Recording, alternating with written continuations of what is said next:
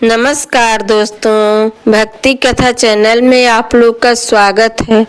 दोस्तों, आइए तुलसी माता की कहानी सुनते हैं और भगवान श्री राम माता सीता जी से क्या कहते हैं।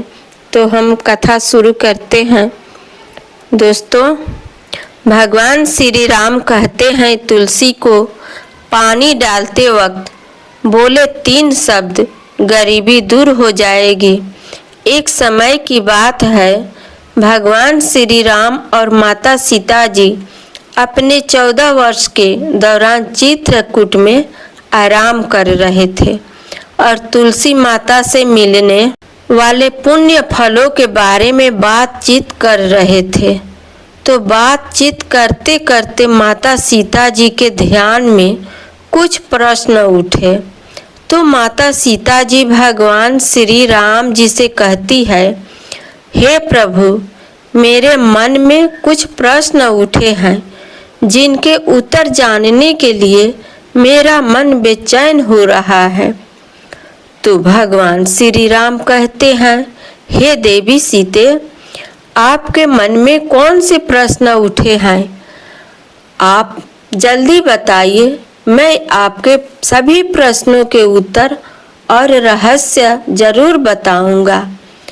तो माता सीता जी कहती है, हे प्रभु, तुलसी को जल कैसे देना चाहिए और तुलसी को जल देने की सर्वोत्तम विधि कौन सी है और तुलसी को जल देने का मंत्र कौन सा है? तो भगवान श्री राम कहते हैं, हे देवी सीते, तुलसी को पानी डालते वक्त बोले यह 3 शब्द, गरीबी दूर हो जाएगी।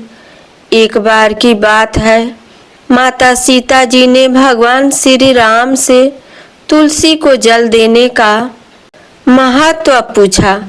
तो भगवान श्री राम ने उन्हें उसका महत्व सुनाया और आगे माता सीता जी कहती है, हे स्वामी, आपने मुझे तुलसी को जल देने का महत्व तो बता दिए हैं, परंतु अब मेरे मन में यह जानने की जिज्ञासा हो रही है कि तुलसी को जल कैसे देना चाहिए।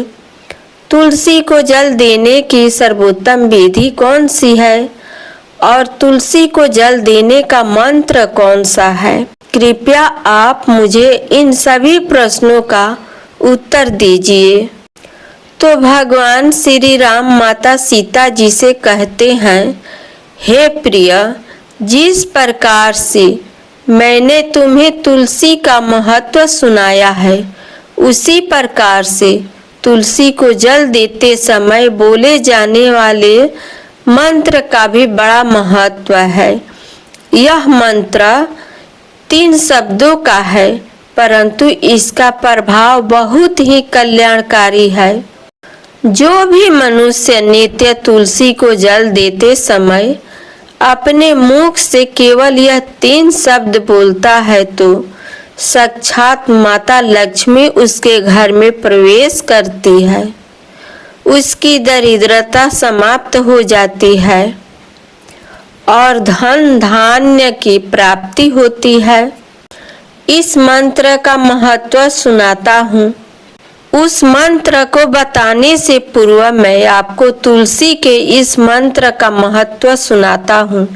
इस महात्म्य को सुन लेने मात्र से ही मनुष्य के समस्त पाप खत्म हो जाते हैं और उसे वर्षों तक तुलसी को जल देने का पुण्य प्राप्त होता है। इसलिए हे देवी सीते, आप इस कथा को ध्यान से पूरा जरूर सुनिए। तो माता सीता जी कहती है, हे प्रभु, मैं इस कथा को पूरा अवश्य सुनूंगी। कृपया आप मुझे तुलसी के मंत्र का महात्मा सुनाइए। तो भगवान श्री राम कहते हैं, हे देवी सीते, दक्षिण दिशा में एक अत्यंत शोभायमान नगरी थी। उस नगरी में सुरेश नाम का एक खोटी बुद्धि का पंडित रहता था। वह पापियों का तो शिरोमणि था उसका जन्म एक ऐसे पंडित परिवार में हुआ था जो पाप कर्म करने वाले और शास्त्र ज्ञान से शून्य थे। वह जन्म से तो पंडित था, लेकिन कर्म से वह अत्यंत दुराचारी था। वह न पूजा पाठ करता था, न ध्यान करता था, न जप, न होम और न ही अतिथियों का सत्कार करता था। उसके द्वार पर आए अतिथियों को बिना दान किए ही क्रूरता पूर्वक भगा देता था। वह सदैव ही पराई स्त्रियों में आसक्त रखता था और उसे मंदिरा पान करने की भी आदत थी। साथ ही वह मांस खाता था। वह दिन में खेत में काम करके पत्ते बेचकर जीविका चलाता था और रात में व्यभिचार करता था। इस प्रकार से उस पंडित ने अनेक वर्षों तक जीवन व्यतीत किया। फिर एक दिन वह दुर्बुद्धि सुरेश बेचने के लिए पत्ते इकट्ठा कर रहे थे। एक ऋषि के आश्रम में घूमने लगा और पत्ते तोड़ने लगा तो एक काल रूपधारी काले सर्प ने उस पंडित को काट लिया और उसी समय उसकी मृत्यु हो गई। तो उसके बाद 2 यमदूत यम के दूत उसे लेने के लिए उस स्थान पर प्रकट हो गए और उसे उठाकर यमलोक ले जाने लगे। मार्ग में वह यमदूतों के सामने बहुत विलाप करने लगा और बोला, हे दूतों, मुझे कहाँ ले जा रहे हो? मुझे छोड़ दो, मेरे प्राण बख्श दो। लेकिन यमदूत उसे यह कहते हुए ले जा रहे थे कि अरे दुष्ट पंडित, तेरे पाप कर्मों के कारण तुझे सांप ने काट लिया है। अब यमराज तुझे अवश्य घोर नरक में डाल देगा। फिर यम के दूत उस पंडित को लेकर यमलोक पहुंच गए और यमराज के सामने खड़े हो गए। तो चित्रगुप्त उस ब्राह्मण का लेखा जोखा निकालते हैं और यमराज से कहते हैं, हे धर्मराज, इस ब्राह्मण ने बचपन से लेकर मृत्यु तक पाप ही पाप किया है। उसने कभी कोई पुण्य का काम नहीं किया है। तो फिर यमराज अपने दूतों से कहते हैं, हे दूतों, इस घोर पाप करने वाले पंडित को उठाकर ले जाओ और उसे नरक में डाल दो। फिर यम के दूत उस पंडित को लेकर नरक की भयंकर अग्नि में धकेल दिया। तो अनेक वर्षों तक नरक में सजा भुगतने के बाद उस पंडित को दूसरे जन्म में एक बैल का शरीर मिला। बैल का जन्म पाकर वह बोझ उठाने का काम करने लगा। उसका मालिक उससे दिन रात काम करवाने लगा। फिर जब उस बैल की शक्ति कम हो गई तो उसके मालिक ने उसे एक लंगड़े आदमी से उस बैल को बेच दिया। तो वह लंगड़े आदमी ने उस बैल को खुद का बोझ उठाने के लिए उपयोग किया। वह उसकी पीठ पर बैठकर घूमता था। इस प्रकार से उस बैल ने 10 वर्ष तक उस लंगड़े आदमी का बोझ उठाया। फिर एक दिन वह लंगड़ा आदमी उस बैल की पीठ पर बैठकर किसी ऊंचे पर्वत पर जा रहा था। उस पर्वत पर बहुत देर तक चढ़ने के कारण वह बैल बहुत थक गया था। उसकी शक्ति कम हो गई और वह मूर्छित होकर जमीन पर गिर गया और अंतिम सांसें लेने लगा। तो वहां पर खड़े लोगों को उस बैल पर बड़ी दया आ गई और वह उसके मुख में पानी डालने लगे। फिर उन लोगों में एक पुण्य आत्मा इंसान था। उसने उस बैल का कल्याण करने के लिए अपना पुण्य उस बैल को दे दिया। तो उसे देखकर अन्य लोगों ने भी अपना अपना पुण्य याद करके कुछ पुण्य उस बैल को दे दिए ताकि बैल को मुक्ति मिल सके। तो उसी भीड़ में एक वैश्या भी खड़ी थी। तो सभी लोग अपना पुण्य उस बैल को दे रहे थे। तो यह देखकर उस वैश्या ने भी अपना पुण्य उस बैल को दे दिया। फिर कुछ देर बाद उस बैल की मृत्यु हो गई।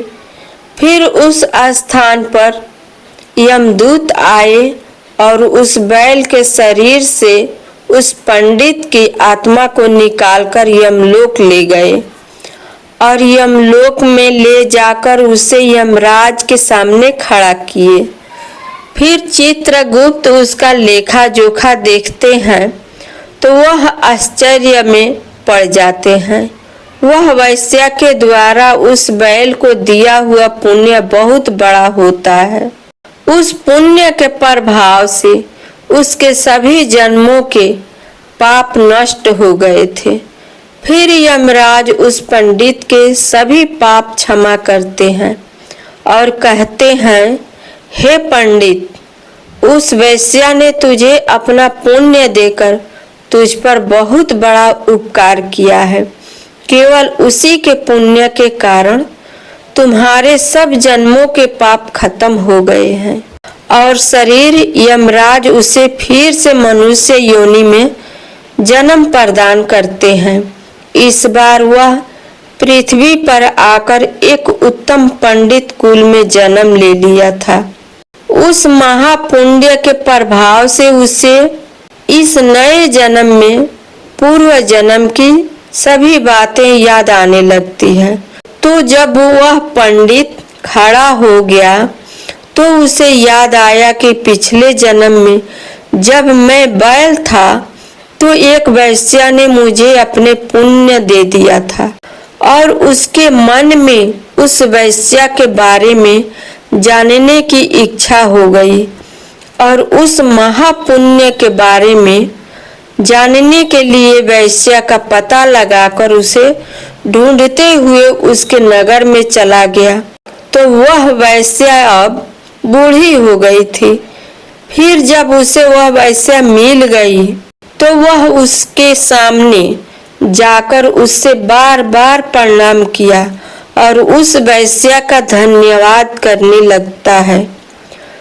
तो वह वैश्या कहने लगती है, हे पंडित श्रेष्ठ, आप कौन हैं और किस कारण बस आप मुझ वैश्या को धन्यवाद दे रहे हैं? मैंने आपका कौन सा कार्य किया है कि आप मुझे नमस्कार कर रहे हैं? तो वह पंडित कहता है, हे माता, मैं वही बैल हूँ जिससे तुमने अपना पुण्य दे डाला था। अपने पाप कर्मों के कारण मुझे पिछले जन्म में बैल का जन्म मिला था और उस पर्वत पर जब मैं मर रहा था तो तुमने मुझे अपना पुण्य दिया था। तुम्हारे पुण्य के प्रभाव से ही आज मुझे फिर से मनुष्य जन्म मिला है। तुम्हारे द्वारा दिए गए उसी पुण्य के कारण मुझे अपने पूर्व जन्म की सारी बातें याद है। लेकिन हे माता, मैं आज यहाँ पर यह जानने के लिए आया हूँ कि तुमने मुझे उस समय पर अपना कौन सा पुण्य दिया था जिस कारण से मेरे सभी जन्मों के पाप खत्म हो गए हैं। मैं उस पुण्य के बारे में जानना चाहता हूँ। तो वह वैश्या ने कहा, हे पंडित श्रेष्ठ, मैंने तो अपने जीवन में कोई पुण्य का काम नहीं किया है, परंतु मेरे घर में एक तोता है जो पिंजरे में रहकर हमेशा कुछ बोलता रहता है। उसे सुनकर मेरा अंतर आत्मा पवित्र हो गया है।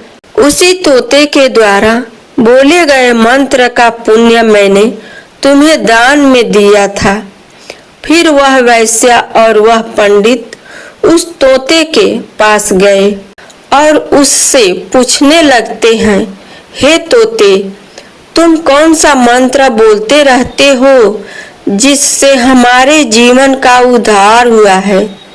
यह मंत्र तुम्हें किसने सिखाया और इस मंत्र का क्या अर्थ होता है? तो उस तोते ने अपने पूर्व जन्म का वृतांत सुनाना आरंभ किया। वह तोता कहने लगा, हे पंडित श्रेष्ठ, पिछले जन्म में मैं एक पंडित था। मैं अपने ज्ञान के अहंकार से अंधा हो गया था। मैंने कभी गुरुजनों का आदर नहीं किया, सदैव ही उनका अपमान किया। मुझे अपने ज्ञान पर इतना ज्यादा घमंड हो गया था जिस कारण से मेरे क्रोध बहुत अधिक बढ़ गए और मैं सभी से द्वेष करने लगा।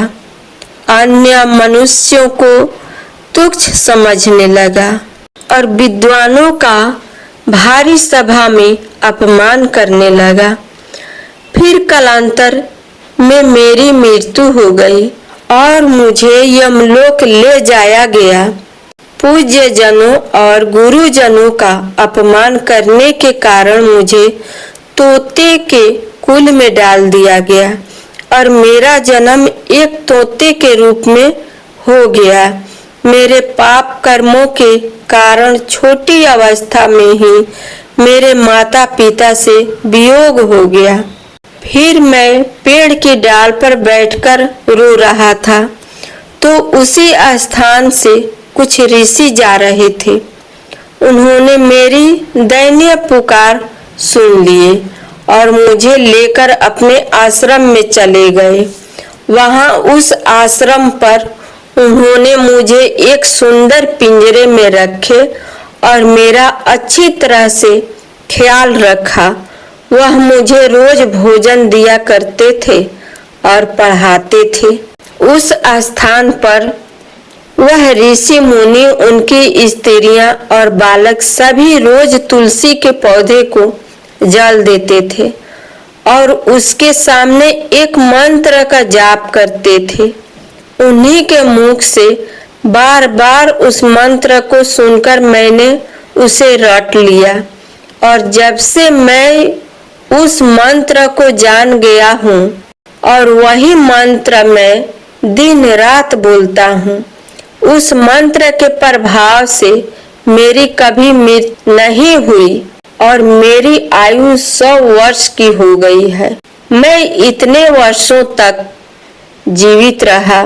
फिर एक रात को एक चोर उस स्थान पर आ गया और उसने मुझे वहां से चुरा लिया। फिर इस वैश्या ने मुझे उस चोर से खरीद लिया। इस वैश्या के घर पर आने के बाद भी मैं उस मंत्र को बोलता रहता हूँ, जिसे सुनकर इस वैश्या का मन भी पवित्र हो गया है और इसने वैश्या का काम छोड़कर भगवान श्री हरि विष्णु जी की भक्ति करने लगी। उसी मंत्र के प्रभाव से मेरे पूर्व जन्मों के सभी पाप खत्म हो गए हैं और उसी मंत्र के प्रभाव से इस वैश्या का भी आत्मा पवित्र हो गया है। हे पंडित जी, उसी मंत्र के पुण्य से आप भी पाप मुक्त हो गए हैं। इस प्रकार से तोते ने उस पंडित को और उस वैश्या को सारा वृतांत सुना दिया, जिसे सुनकर वह पंडित और वैश्या दोनों ही अत्यंत प्रसन्न हुए और फिर वह दोनों ही रोज तुलसी को जल देकर उस मंत्र का जाप करने लगे। फिर वह तोता, वैश्या और वह पंडित तीनों उस मंत्र के प्रभाव से दिव्य विमानों में बैठकर भगवान श्री हरि विष्णु के लोक को चले गए।